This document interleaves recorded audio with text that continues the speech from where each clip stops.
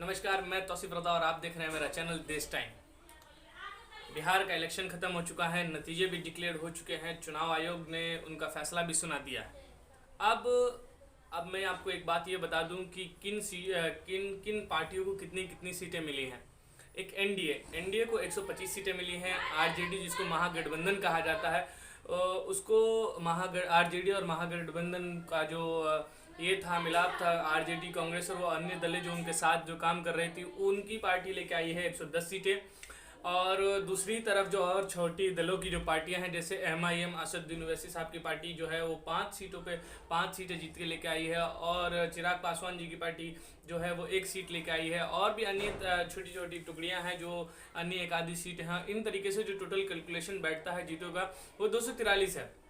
अब हम ये बात कर रहे हैं कि बिहार की सियासत में एक और नया घमासान पैदा होने नज़र आ रहा है। उसमें ये घमासान कुछ इस तरीके का है कि एनडीए भी कह रही है कि हम अपनी सरकार बनाएंगे, और वहाँ जो वो एनडीए तो पूर्ण बहुमत से है तो वो तो अपना सरकार बना ही सकती है।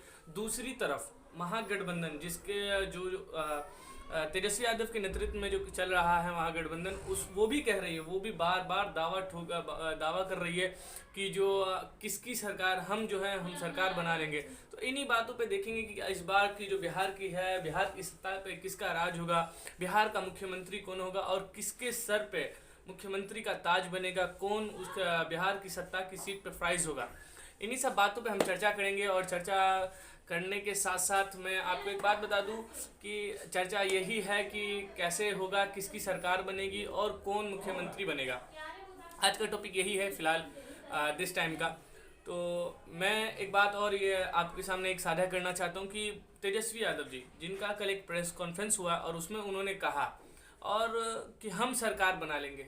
हाउ कुड इट पॉसिबल कि वो सरकार कैसे बनाएंगे? ये कैसे पॉसिबल है जबकि उनके पास तो पूर्ण बहुमत नहीं है, उनके पास 110 ही सीटें हैं।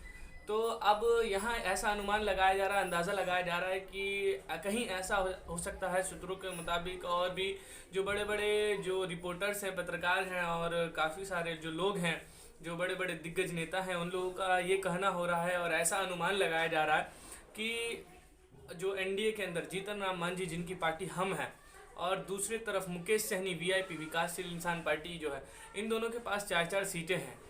तो ऐसा कहीं ना हो सके कि तेजस्वी यादव जी ने ऐसा सूत्रों के हिसाब से पता चल रहा है कि जो है तेजस्वी यादव जी जो है जीतन राम मांझी को कोई मिनिस्ट्री का पद देके उनको अपनी तरफ बुला ले। मुकेश सहनी जो हटे थे महागठबंधन से, उनका यही कहना था कि मुझे और भी सीटें चाहिए और मुझे एक मिनिस्ट्री का पद चाहिए, इसी वजह से वो उसमें से हट गए थे। आरजेडी ने जो है उनको महागठबंधन ने उनको हटा दिया था। तो इन्हीं सब बातों को देखते हुए ये नज़र आ रहा है कि कहीं ऐसा हो जाए कि एनडीए से जीतन राम मांझी और जो दूसरी तरफ जो है मुकेश सहनी जी जो हैं, वो अगर महागठबंधन का सपोर्ट कर देते हैं, और ख़ास तौर पेनी नज़र इस चीज़ पर होगी एमआईएम, असदुद्दीन ओवैसी, जिनको अभी तक का बिहार की सियासत का किंग मेकर बताया जा रहा है कि पहली बार ऐसा हुआ है कि हैदराबाद के बाद जो है उनका जो अगर कहीं किसी स्टेट में सबसे ज़्यादा सीटें आई हैं तो वो दूसरा ऐसा बड़ा शहर बना है बिहार में उन्होंने 5 सीटें लेकर आए हैं। तो ऐसे में ये है कि अगर जीतन राम मांझी अगर सीट दे देते हैं और मुकेश सहनी जी अगर उनका सपोर्ट करते हैं, फिर उसके बाद असदुद्दीन ओवैसी साहब की जो पार्टी है एमआईएम, अगर वो तो 5 और 4 5 4 9 9 4 13 सीट ये हो जाएंगी और 110 वो हैं, तो टोटल मिला के कैलकुलेशन जो होगा वो 123 सीटों का हो जाएगा। तो ऐसे में ऐसा लग रहा है कि महागठबंधन जो है अपनी सरकार को बना लेगी, और बनाने के बाद जो है वो अपनी सरकार को बना लेगी, और एनडीए का जो मसला है वो गड़बड़ हो जाएगा और नीतीश कुमार मुख्यमंत्री नहीं बन पाएंगे अगर ऐसा समझौता हो जाता है। जैसा कि अभी अनुमान लगाया जा रहा है कि कहीं ऐसा भी हो सकता है, क्योंकि ये मुकेश सहनी जी और जीतन राम मांझी ये दोनों पहले ही महागठबंधन छोड़ के जा चुके हैं। और अभी हाल ही में बयान आ रहा है जीतन राम मांझी जी का कि जो है कांग्रेस के नेताओं से वो अपील कर रहे हैं कि वो महागठबंधन को छोड़े और नीतीश कुमार के पास आ जाए और नीतीश कुमार को अपना नेता मान ले, क्योंकि वो सबसे सुलझे हुए। और इस तरीके का बयान जो है आज सुबह में उन्होंने दिया। देखते हैं क्या होता है बिहार की राजनीति के अंदर, किसकी सरकार बनेगी, कौन सत्ता पे फाइज होगा, किसके सर पे मुख्यमंत्री का ताज बनेगा, कौन बिहार के ऊपर राज करेगा।